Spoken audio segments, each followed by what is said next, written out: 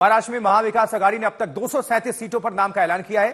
कांग्रेस ने 87, शिवसेना उद्धव 83, एनसीपी शरद गुट 67, बाकी सीट 51 है। महाविकास आघाड़ी ने अब तक 237 सीटों का ऐलान कर दिया है। गठबंधन की अगर बात करें तो कांग्रेस, शिवसेना, यूबीटी और एनसीपी शरद गुट ने अपने अपने प्रत्याशियों का ऐलान किया, लेकिन अभी भी 51 सीटों को लेकर पेच फंसा है, मंथन चल रहा है, वो जारी है। तो 237 सीटों का ऐलान अब तक सहयोगी दलों की तरफ से महाआघाड़ी में हो चुका है।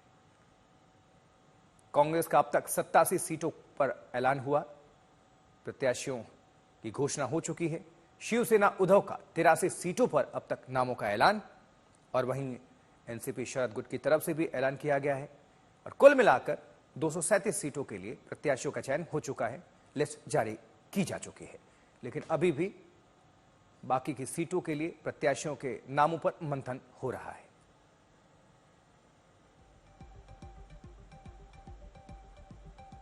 मैं शिवाजी नगर मानपुर विधानसभा क्षेत्र से 29 तारीख को पर्चा दाखिल करूंगा और मैं चुनाव लड़ूंगा।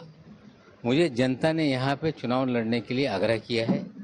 जिस तरह की गुंडागर्दी शिवाजी नगर मानपुर में है, जिस तरह से नशे का कारोबार है, पूरी तरह से जनता परेशान है, बदलाव चाहती है, और हम शिवाजी नगर मानपुर से चुनाव लड़ेंगे और जीतेंगे। आगे बढ़ो।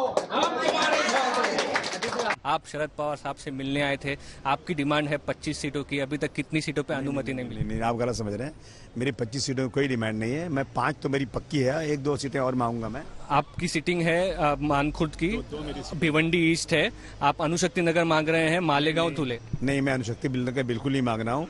ये सीट पवार साहब की है, अगर वो देना चाहें मुझे तो मैं उनका थैंक यू बोलूंगा, नहीं देना चाहेंगे तो मुझे कोई एतराज़ नहीं है।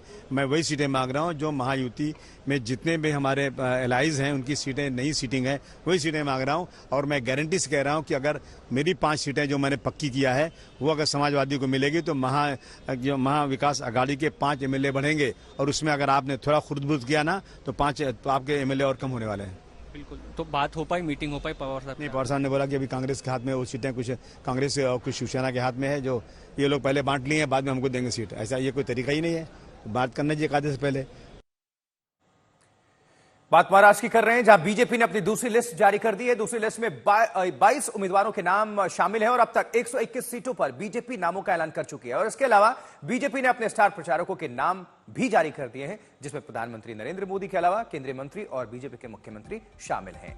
ये लिस्ट भी आपको हम दिखा रहे हैं।